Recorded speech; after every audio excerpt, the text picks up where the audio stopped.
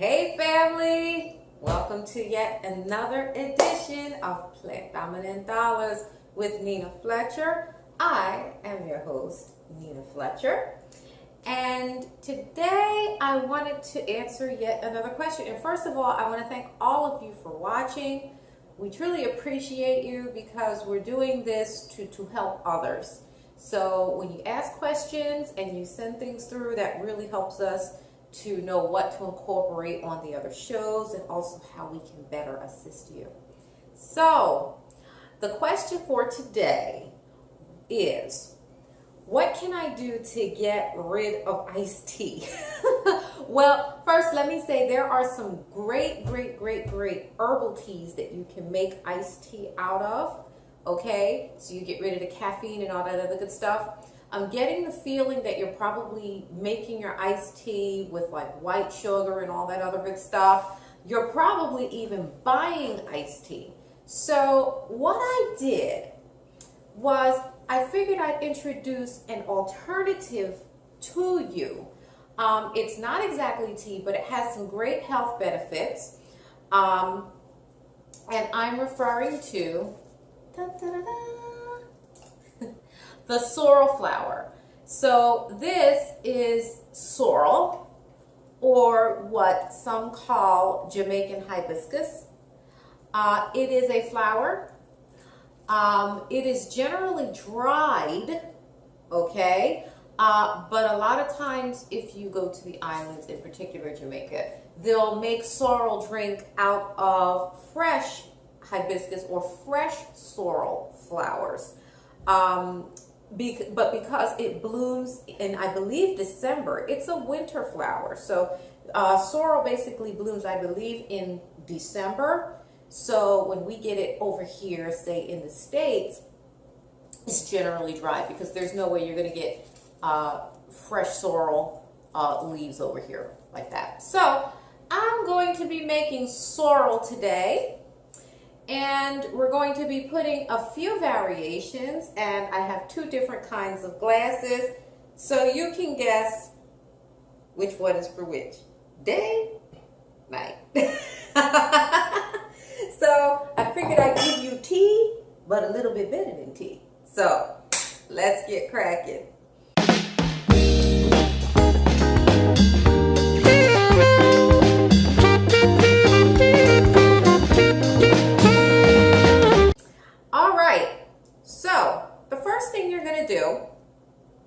First, you know what? Let me introduce what's on the plate so you understand. I have a few new items here. You know I try to keep you guys up.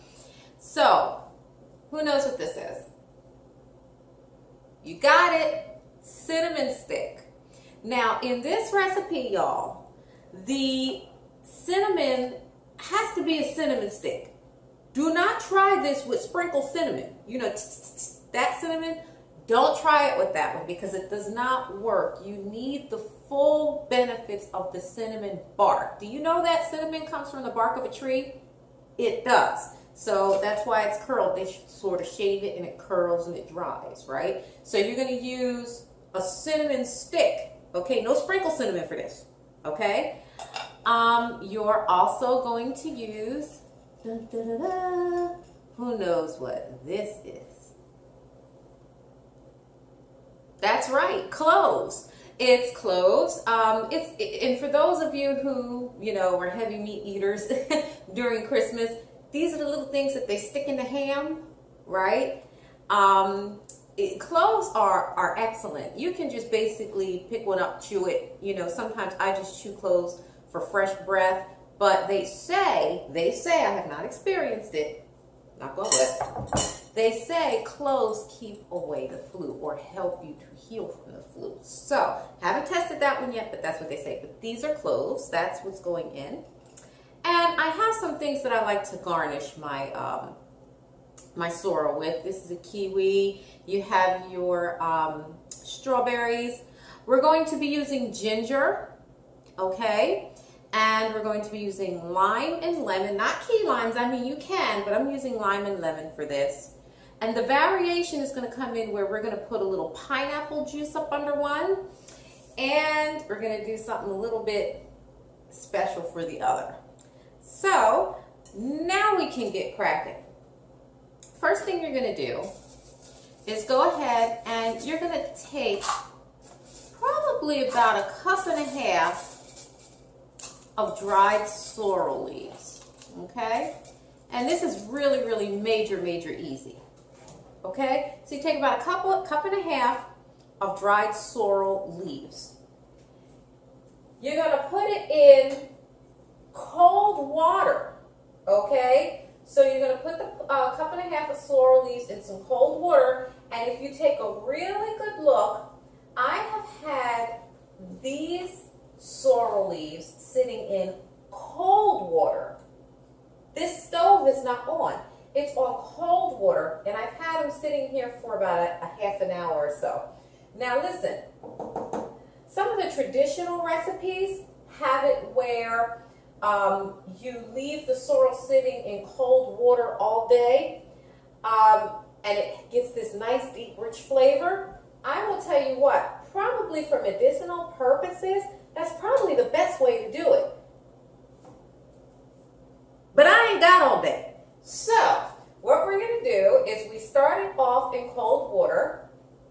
I let the sorrel leaves sort of color the water. And once it sort of gets to that deep purple, that's when I sort of turn it on. Now you got to be real careful not to bruise the flour. I do not like to bring this to a boil at all. This should not come to a boil. It may steam a little bit, that might work a little bit, but not boil. And you always start it off cold, okay? So while we have that going,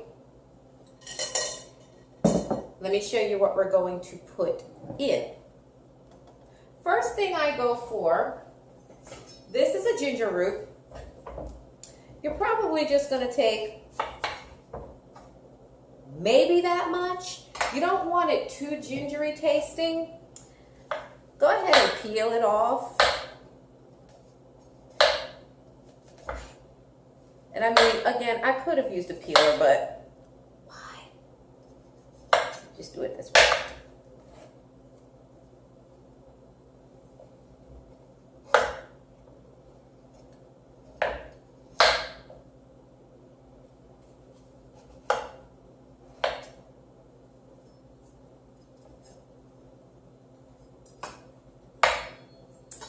So you have a little bit like this, and you know what? Believe it or not, I might just take me just a little bit more because it's winter, and you know the health benefits of this. You'll basically see we've got some very strong health benefits from this. Anything that's red, like the sorrel, is good for blood, or any of the organs that handle blood. You know, liver, kidneys, heart, that kind of thing. So we get the health benefits of the sorrel, and then ginger, as you know, is extremely good for women's health in female organs and things like that.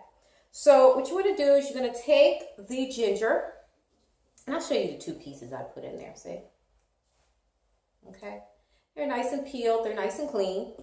Put them in there, mortar and pestle, or rock. Just don't do it. If you're using a rock, don't do it in a bowl because you'll crack it. A glass bowl, don't do that, okay? Do it in a metallic bowl if you've got a rock. Now, and I say that seriously because before I had a mortar and pestle, I went out there, I cleaned off a nice rock. Exactly right.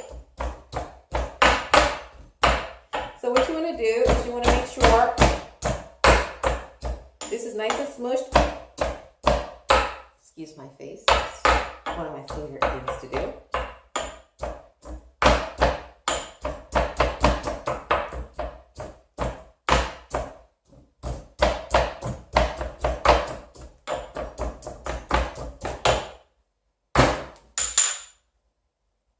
Here we are. And what you're going to do is go ahead and sweep that right into your sorrel, okay? The next thing we are going to do is very simple. You're going to grab your cinnamon sticks. Now, depending, see, sorrel has a tendency to be just a little bit bitter on the back of the tongue. So when something is a little bit bitter on the back of the tongue, I try to get some cinnamon to sort of balance that out, so it sort of brings the flavor a little bit forward and it's not so biting, that bitterness. So that's what the cinnamon sticks sort of achieve. So depending on whether you want it a little more bitter or you want to sort of take it all the way out, you can use 1 or 2 cinnamon sticks. For this recipe, I'm going to use the 2 cinnamon sticks, and I'm just putting them in there completely whole. Okay, so we have our ginger, we have our cinnamon sticks, and we have our cloves. Now look,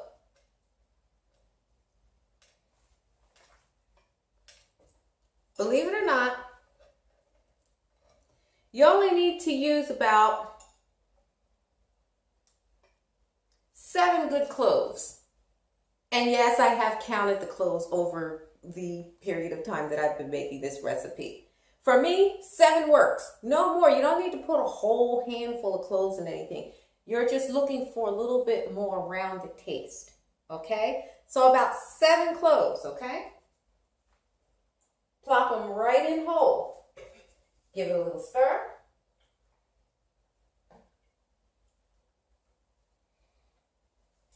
And by this time, like I said, you can pretty much decide whether you're going to let it sit all day in cold water with all of those ingredients in there now, or you're going to do what I'm doing, which is to sort of heat it up slowly and evenly so we can sort of incorporate everything and then let it sit. Now, if you're using the heated up method, right, don't let it boil. You don't want to bruise the flowers, okay? You're going to bring it up just beneath the boil.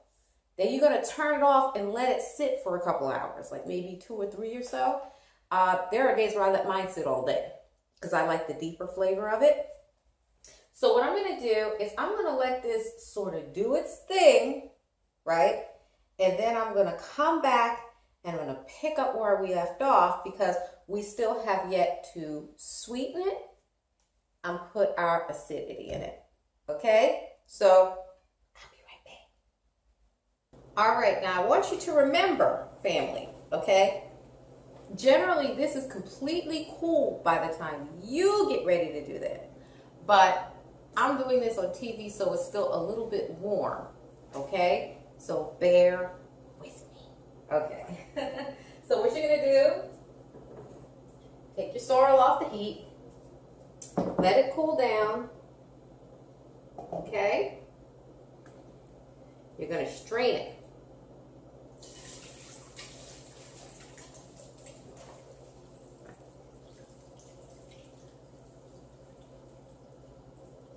Ooh, I made a little mess there, but it's not so bad.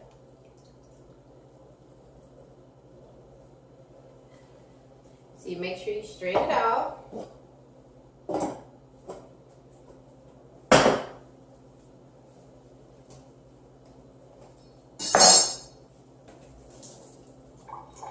For the rest of it to sort of strain through. There's no rush with this.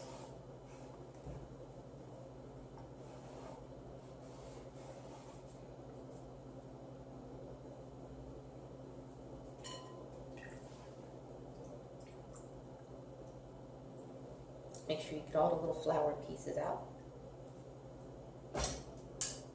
And yeah, a lot of them are still left in the pot. I just wanted to do a partial strain for you. All right, so now what you have is your sorrel mixture. This is when you're pretty much going to add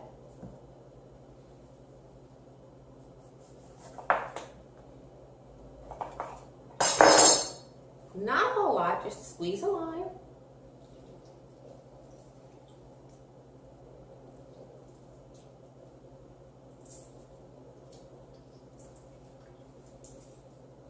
Not a whole lot. And believe it or not,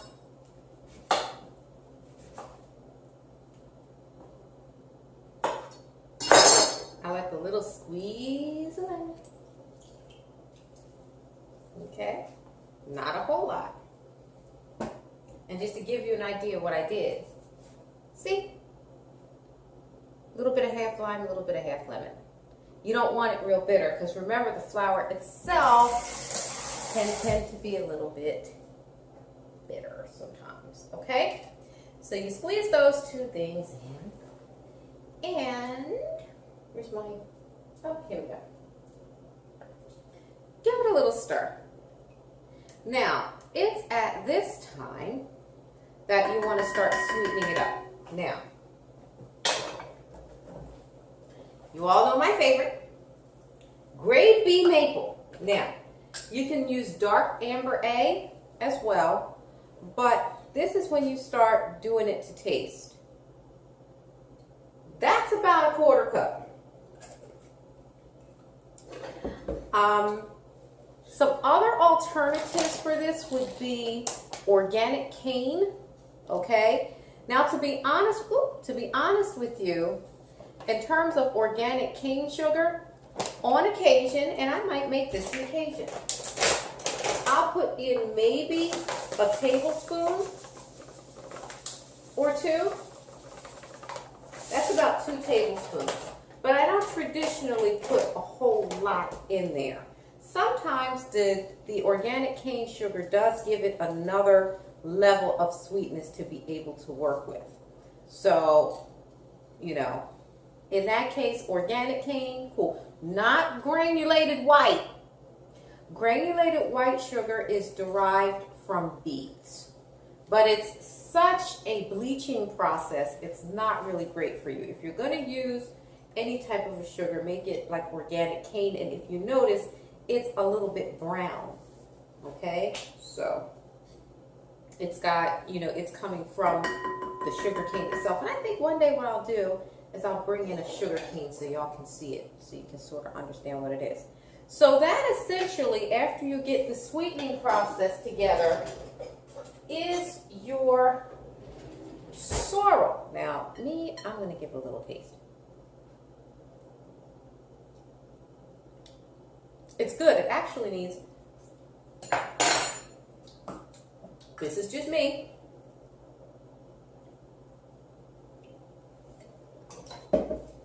If you're going to do it, enjoy it, right? It needs to be a little sweeter. And believe it or not, I might go for that cane. Let me see, the organic cane.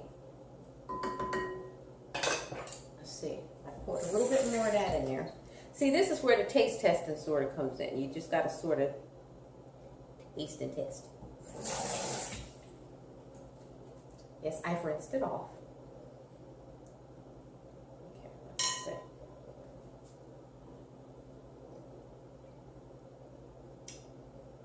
Tastes good. I'm going to hit it with just a touch more of the organic cane. So altogether, it's probably what, 3 tablespoons maybe?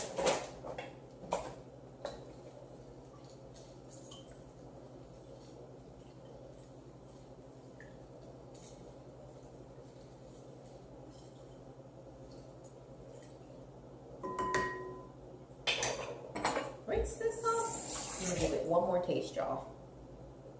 Sorrel got to be right for me. That's it. Right there. Slightly bitter, just sweet enough. Doesn't hit the back of the tongue terribly with that bitterness. This is it. So, like I said, you got to experiment a little bit with it to get the flavor to where you want it. Now, here comes the variation part. The part I love.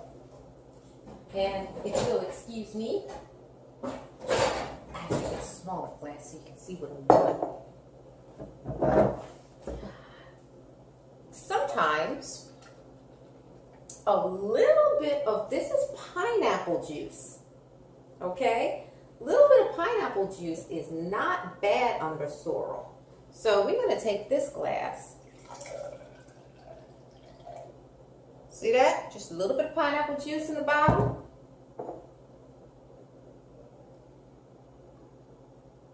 I know this is crazy, but I should have put it in a thing, but I didn't.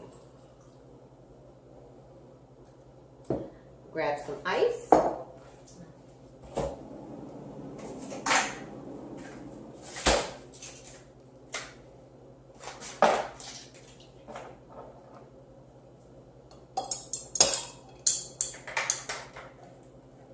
And voila, you have the daytime version of sorrel. Now I'm going to mix this and give it a little taste.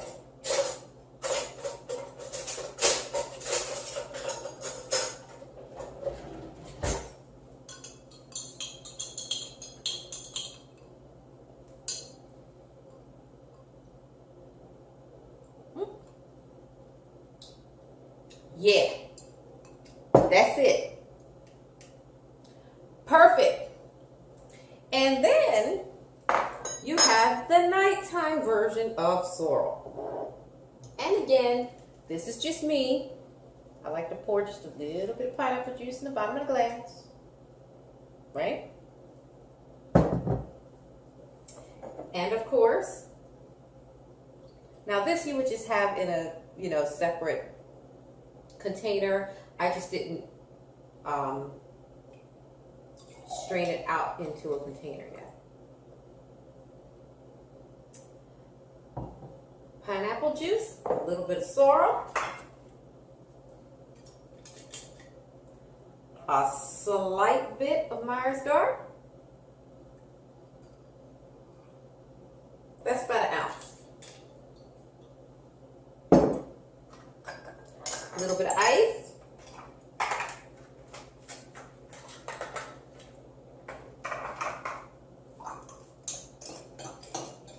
A stir. And there you have it. Sorrel during the day, sorrel during the night. Both very, very good. One of them better in health and medicinal properties. And one of them for the sheer enjoyment of it because it's got the rub and everything in it.